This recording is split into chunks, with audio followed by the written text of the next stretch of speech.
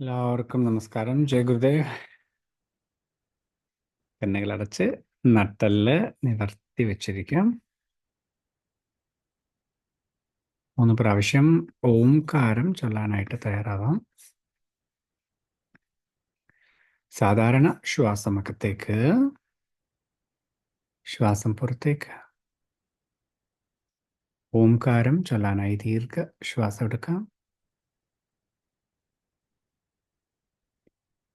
ഓ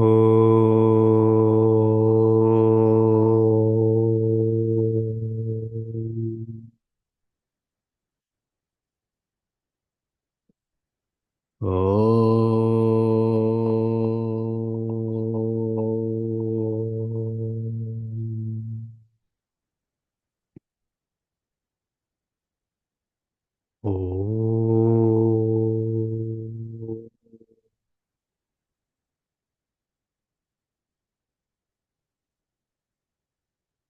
ഗുരുർബ്രഹ്മ ഗുരുർവിഷ്ണു ഗുരുർദേവോ മഹേശ്വരഃ ഗുരുർ സാക്ഷാൽ പരബ്രഹ്മ തസ്മൈ ശ്രീ ഗുരവേ നമഃ. ഓം ശാന്തി ശാന്തി ശാന്തി.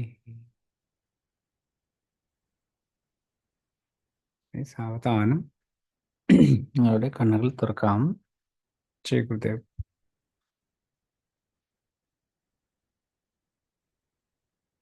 എല്ലാവർക്കും സുഖമാണോ? സുഖമാണോ? Yes. Yes. Okay, very good.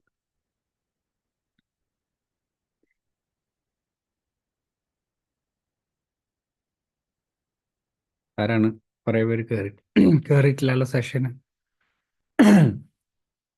കുറച്ച് പേര് കയറണേ ഉള്ളല്ലോ. യെസ്, സാരമില്ല. Okay, will start. എന്തായാലും ഞാൻ തുടങ്ങാണ്.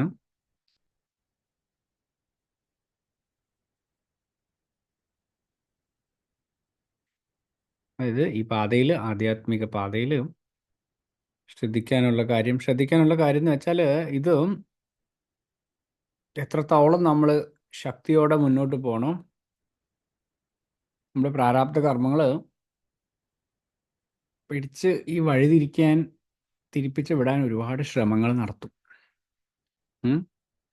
അപ്പോൾ ആ ശ്രമത്തിൽ വളരെ ശക്തരായ ആൾക്കാർ മാത്രമേ മറികടന്ന് വരുള്ളൂ. അതായത് ഒഴുക്കുള്ള പുഴയിൽ നീന്തി കടക്കുന്നത് പോലെ. ക്രോസ് ചെയ്യുമ്പോൾ ചില ആളുകൾ കണ്ടിട്ടുണ്ടോ, നീന്താൻ അറിയാത്തവർ അവിടെ തന്നെ മുങ്ങിപ്പോകും അല്ലേ?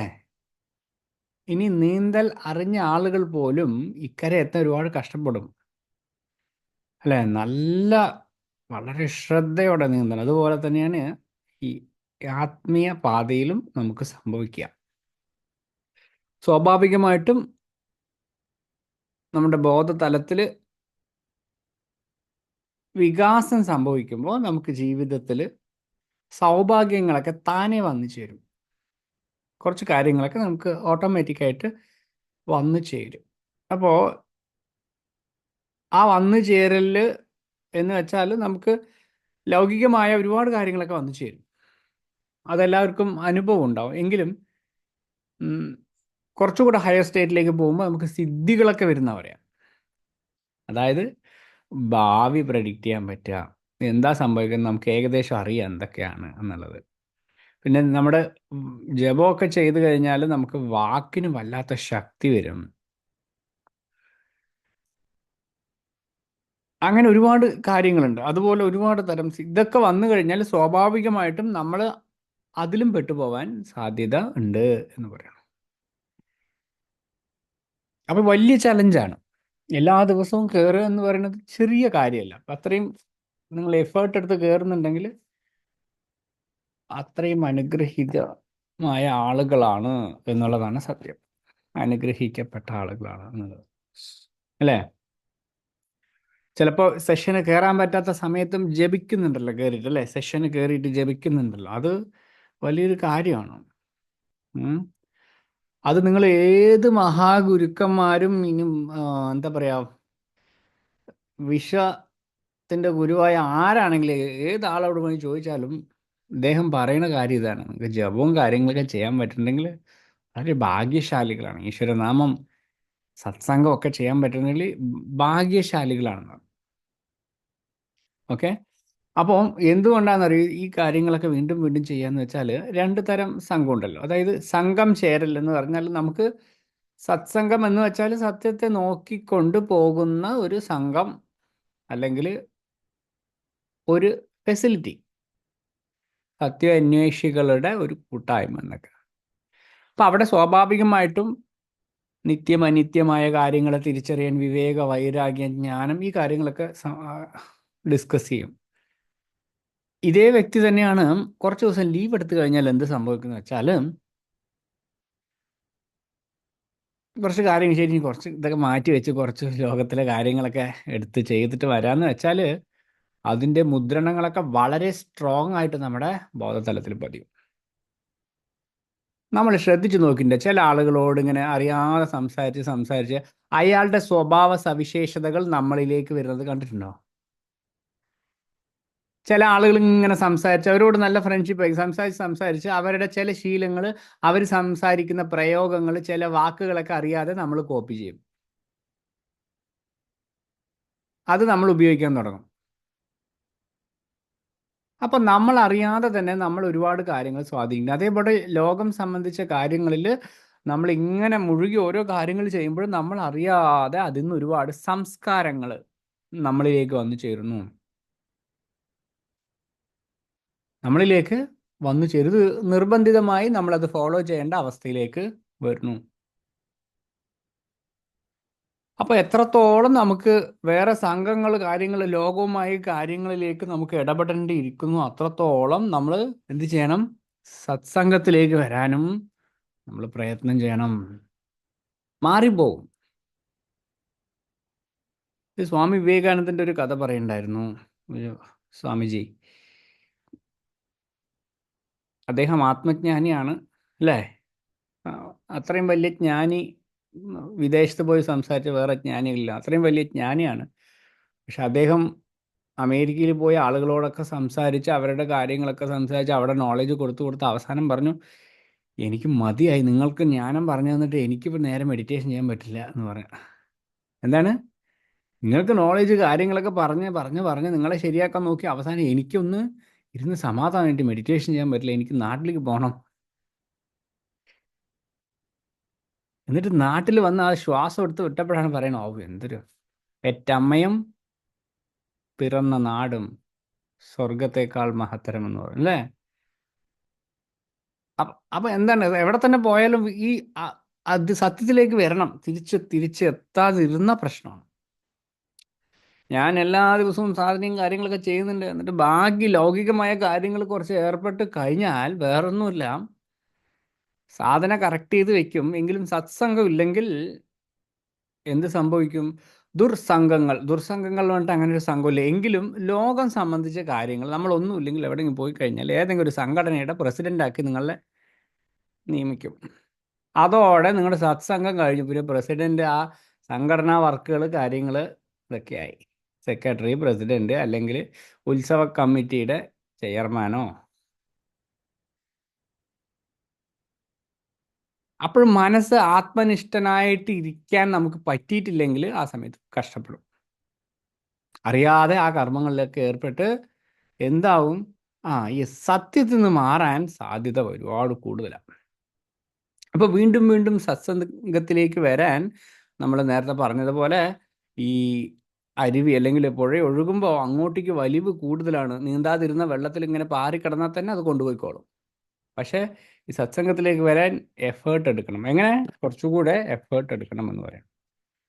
അപ്പോൾ ആ എഫേർട്ട് ഒരിക്കലും വിട്ടുകൊടുക്കരുത്. ഓക്കെ, ശരി. അപ്പം ഇന്നത്തെ വരികളിലേക്ക് വരാം. നമേ ദ്വേഷ രാഗൗ നമേ ലോക മോഹൗ നമേ വൈ നമേ വൈവ നൈവ മാത്സര്യ ഭാവഃ ന ധർമ്മോ ന ചാർത്തോ ന കാമോ ന മോക്ഷഃ ചിദാനന്ദ രൂപ ശിവോഹം ശിവോഹം. നമേ ദ്വേഷ രാഗൗ നമേ ലോഭ മോഹൗ എന്ന് വെച്ചാൽ എനിക്ക് രാഗവുമില്ല, ദ്വേഷവുമില്ല, മോഹവുമില്ല എന്നൊക്കെ പറയുന്ന അവസ്ഥ. ഈ ഞാൻ എന്ന് പറയുന്ന ആൾക്ക് രാഗവും ദ്വേഷവും നമ്മൾ പഠിച്ചിട്ടില്ലേ ഭഗവത്ഗീതയിലൊക്കെ അല്ലേ? രാഗ, കാമക്രോധ, മോഹ, ലോഭ, മത, മാത്സര്യ എന്നൊക്കെ പറയുന്നത് പോലെ രാഗവും ദ്വേഷവും എന്താണെന്നറിയോ? രാഗം എന്ന് വെച്ചാൽ ഒരു വസ്തുവിനോടുള്ള അറ്റാച്ച്മെന്റ്. ദ്വേഷം എന്ന് വെച്ചാൽ വെറുപ്പ്. എന്ന് വെച്ചാൽ ഇത് രണ്ടും ബന്ധനമാണ്. നമ്മളുള്ള ആരോടെങ്കിലും ഒരുപാട് അറ്റാച്ച്മെൻ്റ് ആയി കഴിഞ്ഞാൽ പ്രശ്നമുണ്ട്. അയാളെ വെറുത്ത് കഴിഞ്ഞാലും പ്രശ്നം. ഗുരുജിയോട് കഴിഞ്ഞ ദിവസം ചോദിച്ചപ്പോൾ പറഞ്ഞു, നിങ്ങൾ സ്നേഹിക്കുന്ന ആളെക്കാൾ കൂടുതൽ നിങ്ങളുടെ തല, മനസ്സ് എല്ലാം പിടിച്ചടക്കി വെച്ചിരിക്കുന്നത് നിങ്ങൾ വെറുക്കുന്ന ആളാണ്. അയാളാണ് നിങ്ങളെ കൂടുതൽ സ്വാധീനിച്ചെടുത്ത് വെച്ചിരിക്കുന്നത്. അപ്പൊ തിരിച്ചറിയണ ഇതൊന്നും ഞാനല്ല. ഇങ്ങനെ എന്നിൽ ഈ ഭാവങ്ങളൊക്കെ ഉണ്ടെങ്കിലും ഇതൊന്നും ഞാനല്ല എന്ന് അദ്ദേഹം പറയും. എനിക്ക് രാഗവുമില്ല, ദ്വേഷവുമില്ല, മോഹവുമില്ല, ലോഭവുമില്ല. നമ്മുടെ ഉള്ളിൽ തന്നെ വരില്ല ഒരു മോഹം. എനിക്കൊരു മോഹമുണ്ട്, അതിനു വേണ്ടി ജീവിക്കണം, അത് ശരിയാക്കണം, അത് പൂർത്തിയാക്കണം, അല്ലേ? മോഹവും രാഗവും ഇതാണ് ജീവിതത്തിന് ചിലപ്പോൾ തള്ളിക്കൊണ്ട് പോകണത് തന്നെ ആയിരിക്കും, അല്ലേ? നമ്മുടെ ഒരു മോഹമാണ് എനിക്ക്. എനിക്കൊരു മോഹമാണ് ഒന്ന് നല്ലൊരു വീട് പണിയാൻ, അല്ലേ? എനിക്കൊരു മോഹമാണ് അതൊന്ന് ചെയ്തു കഴിയാൻ. എനിക്കൊരു മോഹമാണ് രാഗം. ഇങ്ങനെ ഓരോ കാര്യങ്ങളുണ്ട്. ചില ആളുകൾക്കാണെങ്കിൽ എന്താ പറയുക, ദേഷ്യവും വെറുപ്പൊക്കെ ആയിരിക്കും അയാളുടെ ജീവിതത്തിൽ. ചിലപ്പോൾ അയാൾ വിജയിച്ചിരിക്കാൻ കാരണം അത് തന്നെയായിരിക്കും. ചില ആളുകൾ പറഞ്ഞു, ഇവരുടെ മുന്നിൽ ഞാൻ ജയിച്ച് കാണിച്ചു തരണം, ജീവിച്ച് കാണിച്ചു തരണം, എനിക്ക് വെറുപ്പാണ്, അതെൻ്റെ ഒരു പ്രതിജ്ഞയാണ്, അല്ലെ? ചില ആളുകളൊക്കെ പറയും, ഞാൻ ഒരിക്കലും ഇയാളുടെ വീട് കയറില്ല എന്ന് തീരുമാനിച്ചോ, ഞാൻ തീരുമാനിച്ചു. ഏ അല്ലേ? ഇതൊക്കെ ഞാൻ കേട്ട് സമൂഹത്തിൽ പറയുന്നതല്ലേ. ഞാൻ തീരുമാനിച്ചിറങ്ങി, അവളുടെ വീട്ടിലേക്ക് ഞാൻ പോവില്ല, അല്ലേ? ഇപ്പൊ കുടുംബത്തിൽ തന്നെ പലവിടെ ഉണ്ടാവും, അല്ലേ? കുടുംബത്തിൽ അടിയായി കഴിഞ്ഞാൽ തന്നെ ഉണ്ടാവും, അവളുടെ മുഖം കാണാനില്ല എനിക്ക്. അപ്പൊ ഇങ്ങനെയൊക്കെ പറഞ്ഞ് നമ്മുടെ മനസ്സിൽ ഇത് തന്നെ, ഇതൊക്കെയാണ് എൻ്റെ ജീവിതം, ഇതൊക്കെ തന്നെയാണ് ഞാൻ, എനിക്ക് ദേഷ്യം വരുന്നുണ്ട്, എൻ്റെ ദേഷ്യം അറിയോ എന്നൊക്കെ പറഞ്ഞിട്ട് ഇങ്ങനെയൊക്കെ പറഞ്ഞ് ഇതിലൊക്കെ തന്നെയാണ് നമ്മൾ ജീവിക്കണം. ഒന്നോ ഒരുപാട് അറ്റാച്ച്മെന്റ്, അല്ലെങ്കിൽ എന്താണ് അതിനോട് വെറുപ്പ്.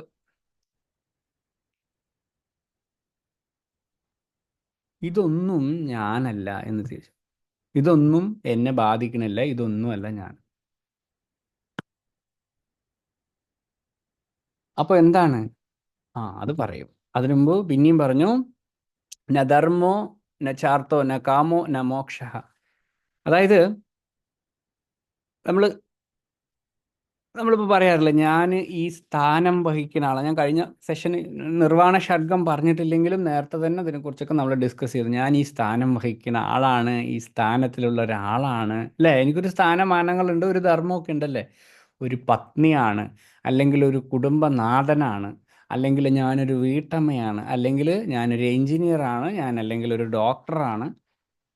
എന്തെങ്കിലുമൊക്കെ നമ്മുടെ തലയിൽ ഇങ്ങനെ ഓരോ കാര്യങ്ങൾ നമ്മുടെ അടുത്തുണ്ട്. ഒന്നുമില്ലെങ്കിൽ നമ്മൾ പറയും ഞാനൊരു വയസ്സായ ഒരാളാണ് എന്നൊരു ഉണ്ടോ? അല്ലെങ്കിൽ ഞാൻ ചെറുപ്പക്കാരനാണ്. ഇങ്ങനെ ഓരോ കാര്യങ്ങൾ നമ്മൾ ചെയ്യുന്ന ഡ്യൂട്ടിയാണത്. അങ്ങനെ ഒരു ഐഡന്റിറ്റി ഉണ്ട് നമുക്ക്. അല്ലെങ്കിൽ ചെയ്യുന്ന ജോലി ഉണ്ടോ ഇല്ലയോ? നിങ്ങൾ എന്താണ് ചോദിച്ചു കഴിഞ്ഞത്? ഞാനൊരു ടീച്ചറാണ്, അല്ലെങ്കിൽ ഞാൻ യോഗ ടീച്ചറാണ് എന്ന് പറയല്ലോ. എന്നോട് ചോദിച്ചു കഴിഞ്ഞാൽ ആൾക്കാർ യോഗ ടീച്ചറാണ്, എന്നാൽ ഞാൻ അതല്ല എന്ന് പറയണം. അപ്പം നമ്മൾ ഈ ചെയ്യുന്ന കാര്യങ്ങളുടെ അതേപോലെ ന കാമോ ന മോക്ഷ. അതായത് എനിക്ക് ചിലപ്പോൾ പറയാം, എനിക്കൊരു ആഗ്രഹം എനിക്ക് ചെയ്യാനുണ്ട്, എൻ്റെ ഒരു ആഗ്രഹമാണ് ഉള്ളിൽ, അതാണ് ഞാനായിട്ട് നിൽക്കുന്നത്. എനിക്കൊരു ആഗ്രഹം, അത് ചെയ്യണം, ഇത് ചെയ്യണം, അങ്ങനെ ആവണം, ഇങ്ങനെ ആവണം എന്ന് പറയണ. കാമം എന്ന് വെച്ചാൽ ഏതോ ഒരു വസ്തുവിനോട്, അല്ലെങ്കിൽ വ്യക്തിയോട്, അല്ലെങ്കിൽ ഒരു സാഹചര്യത്തിനോട്, അല്ലെങ്കിൽ ഏതോ ഒരു സാധനത്തിനോട് നമുക്ക് ഒരു അറ്റാച്ച്മെന്റ്, അത് വേണം വേണം വേണം എന്നുള്ള ഒരു ഇത്. അത് ശരീരത്തോട് മാത്രമല്ല കേട്ടോ. നമുക്കറിയണ നാട്ടിൽ അറിയപ്പെടുന്ന കാമം എന്ന് വെച്ചാൽ പുരുഷന് സ്ത്രീയോടും, അല്ലെങ്കിൽ സ്ത്രീക്ക് പുരുഷനോടുള്ള അറ്റാച്ച്മെൻ്റാണ് കാമം എന്ന് പറയുന്ന അറിയപ്പെടുന്നത്. എന്നാൽ ഈ ഇന്ദ്രിയ വിഷയങ്ങളാൽ ഏതിനോട് അറ്റാച്ച്മെൻ്റ് ഉണ്ടെങ്കിലും അത് കാമമാണ്. പൈസ വേണം, പൈസ വേണം, പൈസ വേണം എന്ന് വെച്ചാൽ ധനത്തിനോടുള്ള കാമമാണ്. നല്ല പാട്ട് കേൾക്കണം, പാട്ട് കേൾക്കണം, പാട്ട് കേൾക്കണം. ഈ പാട്ട് കേൾക്കാതെ ഇരിക്കാൻ പറ്റില്ലെന്ന് വെച്ചാൽ ഈ ചെവി സംബന്ധിച്ച ഇന്ദ്രിയം, മനസ്സിലായോ? അല്ലെങ്കിൽ ചില ആളുകൾക്ക് ഇങ്ങനെ എന്താ പറയാ, വ്യത്യസ്തമായ പെർഫ്യൂം, ഇതിന് മണം, എന്ത് സുഖം, ആ അല്ലേ? അല്ലെങ്കിൽ നല്ല കാഴ്ചകൾ കാണണം, ഇങ്ങനെ ഇതെല്ലാം എന്താണ്, കാമത്തിന്റെ ഇതിലേക്ക് വരും. ഏതോ ഒരു സാധനത്തിനോട് ഈ ഇന്ദ്രിയങ്ങളിലൂടെ ഉള്ള അതിനെ എനിക്ക് വേണം, എനിക്ക് വേണം എന്നുള്ള അറ്റാച്ച്മെന്റ്. അപ്പൊ ഈ സാധനവും ഞാനല്ല. ന കാമോ ന മോക്ഷ. എനിക്ക് ചെയ്യാൻ ഒരു ഡ്യൂട്ടിയും ഇല്ല, അല്ലേ? എനിക്കിവിടെ ചെയ്യാൻ ഒരു ജോലിയും ഇല്ല. അതായത് നമ്മൾ പറഞ്ഞ ഈ ഐഡന്റിഫൈ, നമ്മൾ മനസ്സിലാക്കി വെച്ചിരിക്കുന്ന അന്ധവിശ്വാസങ്ങളെ, അല്ലെങ്കിൽ റോങ് ഐഡന്റിറ്റി, നമുക്ക് തെറ്റായ മനസ്സിലാക്കലുകളെ എല്ലാം ഇവിടെ പൊളിച്ചു കളയാണ്. അതാണ് ഇതല്ല, അതല്ല, ഇതല്ല, ഇങ്ങനെ ഓരോരോ കാര്യങ്ങൾ. ഇപ്പോൾ ശരീരമല്ല, മനസ്സല്ല, ബുദ്ധിയല്ല, ഓർമ്മയല്ല, അഹംബോധമല്ല എന്ന് പറഞ്ഞു, പഞ്ചഭൂതങ്ങളല്ല, പഞ്ചകോശങ്ങളല്ല, പഞ്ചിന്ദ്രിയങ്ങളല്ല, കർമ്മേന്ദ്രിയങ്ങളല്ല, ജ്ഞാനേന്ദ്രിയങ്ങൾ, നമ്മൾ ഈ മനസ്സിലാക്കി വെച്ചതേപോലെ സപ്തധാതുക്കളല്ല എന്നൊക്കെ കഴിഞ്ഞ ക്ലാസ്സുകളിൽ പറഞ്ഞില്ലേ? സപ്തധാതുക്കൾ ഇതൊന്നുമല്ല. അതേപോലെ എന്ത് പറഞ്ഞു? ന കാമോ ന മോക്ഷ. എനിക്കിവിടെ മോക്ഷവും വേണ്ട, ഒന്നും വേണ്ട. നമുക്ക് അല്ലെങ്കിൽ പറയാം, എനിക്കിവിടെ മോക്ഷം, മോക്ഷം, മോക്ഷത്തിന് വേണ്ടിയിട്ടുള്ള, അല്ലേ? എനിക്ക് മോക്ഷം വേണം, എനിക്ക് മോക്ഷം. അല്ലെങ്കിൽ ഇത് ജീവിതത്തിന്റെ ഒരു ആഗ്രഹമാണ്. നമുക്ക് എല്ലാവർക്കും വേണ്ടത് മോക്ഷമാണല്ലോ, അല്ലേ? ആണോ അല്ലയോ? അപ്പോൾ മോക്ഷം കിട്ടണം എന്നുള്ള ഒരു ആഗ്രഹമായിരിക്കും, അല്ലെങ്കിൽ അതിന് വേണ്ടിയിട്ടുള്ള പ്രയത്നമായിരിക്കും, അല്ലെങ്കിൽ അതായിരിക്കും നമ്മുടെ ജീവിതത്തിന്റെ വലിയൊരു. അതുമല്ല എന്ന് പറഞ്ഞു. എന്ന് വെച്ചാൽ ഇനി ഭഗവാൻ ഇനി മോക്ഷവും വേണ്ടാന്ന് വെച്ചാൽ പിന്നെ ഞാൻ എന്താ ചെയ്യുക? പിന്നെ ഞാൻ എന്താണ് ചോദിക്കുമ്പോൾ, നിങ്ങൾക്കിതൊന്നും ആവശ്യമില്ല. നിങ്ങൾ ഇതൊന്നും ഇല്ലാതെ തന്നെ നിങ്ങൾ സ്വതന്ത്രനായ സച്ചിദാനന്ദ സ്വരൂപനായ ശിവനാണ്, ശിവമാണ്. ചിദാനന്ദ രൂപ ശിവോഹം, ശിവോഹം എന്ന് പറയുന്നത് വളരെ മനോഹരമാണ്. എന്ത് വെച്ചാൽ ഇവിടെ പറയാൻ കാരണം, ഇപ്പം നമുക്ക് ന കാമോ ന മോക്ഷ, അപ്പം ആഗ്രഹമില്ല, മോക്ഷം വേണമെന്നോ ആഗ്രഹമില്ല എന്ന് വെച്ചാൽ നമുക്ക് തിരിച്ചറിയേണ്ട വലിയൊരു കാര്യമാണ്, ഈ മോക്ഷം പറഞ്ഞൊരു സാധനം കിട്ടാനില്ല. എന്താണ് ഇത് കിട്ടാനില്ല? ഇത് കിട്ടാനില്ല എന്ന് വെച്ചാൽ ഇത് ആൾറെഡി നിങ്ങളിൽ ഉണ്ട് എന്നുള്ളത്. അപ്പൊ അതിനെങ്ങനെയാ തെളിവ് എന്ന് വെച്ചാൽ, നിങ്ങളുടെ ആത്മസ്വരൂപം ഒരു ഒരു വിളക്ക് പോലെ പ്രകാശം. ഏത് തരം വിളക്കാണെന്നറിയോ? നാട്ടിൻ പുറത്തൊക്കെ പണ്ട് പണ്ട് എൻ്റെ കാലത്തൊക്കെ ഉണ്ടായിരുന്നു, നിങ്ങളുടെ കാലത്ത് എന്തായാലും ഉണ്ടാവും. ഈ ഒരു മണ്ണെണ്ണ വിളക്കാണെങ്കിൽ അതിനെ കവർ ചെയ്തിട്ട് ഒരു കണ്ണാടി ഗ്ലാസ് ഉണ്ട്. അതിന്റെ പേരെന്താ, റാന്തലോ എന്തോന്നൊക്കെ പറയാം നമ്മുടെ നാട്ടിൽ, അല്ലേ? ഇങ്ങനെ, അല്ലേ? അതിനെ കവർ ചെയ്തിട്ട് ഒരു കണ്ണാടി ഗ്ലാസ് ഒക്കെ ഉണ്ടാവും. ആ ഇങ്ങനെ പിടിച്ച് നടക്കാം, കാളവണ്ടിയിലൊക്കെ തൂക്കിയിട്ട് നടക്കും ആൾക്കാർ, അല്ലേ? അപ്പൊ ഇത് നല്ല പ്രകാശമാണ്. പക്ഷെ കുറേ ദിവസം ചെന്ന് കഴിയുമ്പോൾ ഇതിൽ കരിപിടിച്ചിട്ട് എന്താന്ന് വെച്ചാൽ, ഈ പ്രകാശം എല്ലാവിടേക്കും പോണത് ഇതാവും, ലൈറ്റ് മങ്ങി മങ്ങി മങ്ങി വന്ന് അവസാനം ഈ വിളക്ക് കത്തിച്ച് വെച്ചാൽ കാണുക പോലും ഇല്ല. അങ്ങനെ ആ സമയത്ത് എന്ത് ചെയ്യും? ആ ആ ആ ഗ്ലാസ് എടുത്ത് അതിലെ കരികളൊന്ന് കഴുകുക, തുടയ്ക്കുക എന്ന് ചെയ്ത് വീണ്ടും വെച്ച് കഴിയുമ്പോൾ പൂർണ്ണ പ്രകാശത്തോടെ ഇത് എല്ലാവിടെയും ഇതിൻ്റെ പ്രകാശം എത്തും. ഇതുപോലെ നമ്മളുടെ ആത്മസ്വരൂപം എപ്പോഴും പൂർണ്ണതയിൽ നിൽക്കുകയാണ്, ചിദാനന്ദ സ്വരൂപനായിട്ട് ഇങ്ങനെ നിൽക്കുകയാണ്. ഇതിൽ അജ്ഞാനവും നമ്മുടെ കർമ്മവും കാര്യങ്ങളെല്ലാം ഇതിനെ മറച്ച് നമുക്ക് ലോകം കാണുന്നത് എങ്ങനെയാണ്? ഞാനൊരു മനുഷ്യനാണ്, ഞാനൊരു സ്ത്രീയാണ്, പുരുഷനാണ്, ഞാൻ അതാണ്, ഇതാണ്, പഞ്ചഭൂതങ്ങളാണ്, എനിക്ക് കാലുണ്ട്, കൈയുണ്ട്, എൻ്റെ കാലിന് വേദനയാണ്, എന്നെ അയാൾ അങ്ങനെ പറഞ്ഞു, എൻ്റെ മൂക്കിന് ഇങ്ങനെ പറഞ്ഞു, തലയെ ഇങ്ങനെ പറഞ്ഞു. ഇതൊക്കെ അജ്ഞാനമാണ്. അപ്പൊ ഈ അജ്ഞാനങ്ങൾ നമ്മളുടെ ആത്മീയ സാധനകൾ കൊണ്ട് ഇല്ലാതാവുമ്പോൾ നമ്മൾ ആരാവും? ആത്മജ്ഞാനം പ്രകാശിക്കുന്നത് പോലെ നമ്മളുടെ പ്രകാശം എല്ലാവിടെയും എത്തും, പൂർണ്ണതയിലേക്ക് എത്തുമ്പോൾ. അപ്പൊ ചെയ്യേണ്ടത്, ഇതൊന്നും സെർച്ച് ചെയ്യേണ്ട ആവശ്യമില്ല, ഇതൊന്നും നിങ്ങൾ തേടിപ്പോകേണ്ട ആവശ്യമില്ല, ഇത് നിങ്ങളുടെ ഉള്ളിൽ തന്നെ ഉണ്ട്, സ്വാഭാവികമായ അവസ്ഥയാണ് എന്ന് പറഞ്ഞു. ആരോ ചോദിച്ചു, ഈ ആത്മജ്ഞാനം നേടിയെടുക്കാൻ, അല്ലെങ്കിൽ ആത്മജ്ഞാനിയാവാൻ, അല്ലെങ്കിൽ ആത്മസാക്ഷാത്കാരത്തിന് എത്ര നേരം വേണമെന്ന് ചോദിച്ചു. എങ്ങനെയാണ്? എത്ര നേരം, എത്ര ഇപ്പോൾ ഗുരുക്കന്മാർ ആരോ പറഞ്ഞു, അങ്ങനെ ഒരു പൂ പറിക്കണ നേരം പോലും വേണ്ട. എങ്ങനെയാണ്? ഒരു പൂ പറിക്കണ അത്ര സമയം പോലും, അത്ര പോലും അതിന് എഫേർട്ട് എടുക്കേണ്ട ആവശ്യമില്ല, പ്രയത്നം വേണ്ട. അത്രയും നിസാരമാണിത് കിട്ടാൻ. അങ്ങനെയുള്ളപ്പോൾ ഇതേപോലെ ഒരു ചോദ്യമാണ് സ്വാമി വിവേകാനന്ദൻ. ഇദ്ദേഹം ചെറുപ്പം മുതൽ തന്നെ ധ്യാനവും കാര്യങ്ങളൊക്കെ ചെയ്ത ആൾക്ക് ഈശ്വരനെ കാണാൻ വല്ലാത്തൊരു ആഗ്രഹം. ഇവിടെ ഈശ്വരൻ ഉണ്ടെന്ന് പറഞ്ഞിട്ട് ആളുകളെയൊക്കെ പറ്റിക്കണം, അങ്ങനെ ഒരാളുടെ എനിക്ക് എളുപ്പം തന്നെ കാണണം എന്ന് പറഞ്ഞിട്ട് എല്ലാവരോടും ചോദിക്കുകയാണ് ഇങ്ങനെ, എവിടെയാണ് വലിയ പണ്ഡിതന്മാർ, സ്കൂൾ ടീച്ചർമാർ, അങ്ങനെ എല്ലാവരോടും ചോദിച്ചിട്ട് കിട്ടുന്നില്ല. അവർക്കൊക്കെ അല്ലേ, നമ്മൾ പഠിച്ചു കഴിഞ്ഞാൽ നമ്മൾ എന്തോ സബ്ജക്റ്റ് പഠിച്ചു അത് നമ്മൾ പറയൂ അല്ലാതെ പരമാർത്ഥത്തെക്കുറിച്ച് ചോദിച്ചു കഴിഞ്ഞാൽ എല്ലാവരും വെള്ളം കുടിച്ചു പോകും. അല്ലേ? പരമാർത്ഥത്തെക്കുറിച്ച് ചോദിച്ചു കഴിഞ്ഞാൽ പറയാൻ ബുദ്ധിമുട്ടാണ്. അത് സാക്ഷാത്കരിച്ച ഒരാൾക്ക് മാത്രമേ പറയാൻ പറ്റുള്ളൂ, അല്ലേ? അല്ലേ? ആണോ? ആണോ അല്ലയോ? യെസ്. ഞാനൊരു സാധനം, റഷ്യയിൽ ഒരു സാധനം കഴിച്ചു. അതിൻ്റെ ടേസ്റ്റ് നിങ്ങളോട് ഞാൻ പറഞ്ഞു തന്നാൽ നിങ്ങൾക്ക് മനസ്സിലാവോ? ഇല്ല, നിങ്ങൾ കഴിക്കണം, അല്ലേ? എനിക്ക് ചിലപ്പോൾ അറിയാം, ഞാൻ കഴിച്ചതാണ് എനിക്കിത് പറ്റി. ഇതുപോലെയാണ് ആത്മസാക്ഷാത്കാരത്തെക്കുറിച്ച് പറഞ്ഞു കൊടുത്താൽ മനസ്സിലാവില്ല. അത് നേടിയ ആൾക്ക് ആ അതെന്താണെന്ന് മനസ്സിലാവും. അപ്പോൾ ഇതുപോലെ ഇദ്ദേഹത്തിനോട് ചോദിച്ചു, ഒരുപാട് പേരോട് ചോദിച്ച ആൻസർ കിട്ടിയില്ല. അപ്പോൾ ഒരാൾ പറഞ്ഞു, അവിടെ ഒരാളുണ്ട്, ഒരു സന്യാസി, അങ്ങോട്ടേക്ക് പോകൂ. അയാളാണെങ്കിൽ സ്കൂളിലും പോയിട്ടില്ല, ഒരു വിദ്യാഭ്യാസവും ഇല്ല, ആകെ അറിയണത് കാളി ഉപാസന, കാളിയെ അദ്ദേഹം പൂജിക്കും, പൂജ കാര്യങ്ങളൊക്കെ ചെയ്യും. വളരെ ആ. അദ്ദേഹം വേറെ ആരുമല്ല, ശ്രീരാമകൃഷ്ണദേവനായിരുന്ന ആളിനോട് പോയി ചോദിക്കുകയാണ്, നിങ്ങളാണോ ഇവിടെ വലിയ പൂജാരി കാര്യങ്ങൾ? എനിക്ക് എനിക്കൊരു ക്വസ്റ്റ്യൻ ഉണ്ട്, നിങ്ങൾക്ക് പറയാൻ പറ്റുമോ? നിങ്ങൾ ഇത്രയും പറയുന്നുണ്ടല്ലോ കാര്യങ്ങൾ, നിങ്ങൾക്ക് ഈശ്വരനുണ്ടോ? ഉണ്ട് എന്ന് പറയാം. അപ്പോൾ ഈശ്വരനെ നമുക്ക് കാണാൻ പറ്റുമോ? കാണാൻ പറ്റും. നിന്നേക്കാൾ അടുത്ത് ഞാൻ ഈശ്വരനെ കാണുന്നു. നീ എന്നോട് സംസാരിക്കുന്ന ഒരാൾ, എൻ്റെ മുമ്പുറത്ത് നിൽക്കുന്ന ഒരാളോട് സംസാരിക്കുമ്പോൾ പറയാണ് അയാളോട്, നിങ്ങളെക്കാൾ അടുത്താണ് എൻ്റെ ഈശ്വരൻ, എനിക്ക് കാണാൻ പറ്റും എന്ന് വെച്ചാൽ ഈശ്വരൻ കഴിഞ്ഞിട്ട് നമുക്ക് എല്ലാവരും അന്യമായിട്ടൊരാളുള്ളൂ, അത്രയും അടുത്താണ്, സ്വന്തം ഉള്ളിലാണ് ഈ സാധനം ഉള്ളത്. അപ്പൊ ഇത് പുറത്ത് നോക്കിയിട്ട് കിട്ടില്ല, ഈ സാധനത്തിന്റെ ഉള്ളിലേക്ക് നോക്കണം എന്ന് പറഞ്ഞു.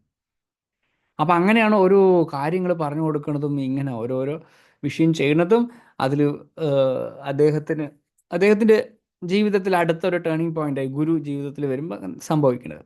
ഇതുപോലെ നമ്മളൊന്നും തേടി പോകേണ്ട ആവശ്യമില്ല, അന്വേഷിച്ച് നടക്കേണ്ട ആവശ്യമില്ല. ഇതെല്ലാം സ്വന്തം ഉള്ളിൽ തന്നെ ഉള്ള ഒരു അവസ്ഥയാണ്, നമ്മളുടെ സ്വരൂപമാണ് എന്ന് പറയണം. കസ്തൂരിമാൻ്റെ കാര്യം പറയും. കസ്തൂരിമാൻ്റെ കഥ അങ്ങനെയല്ലെങ്കിലും പറയാം. അതായത് ഇത് ഇങ്ങനെ വാസം എവിടെ നിന്നാണ് വരുന്നതെന്ന് അന്വേഷിച്ച് നടക്കും അത്രേ.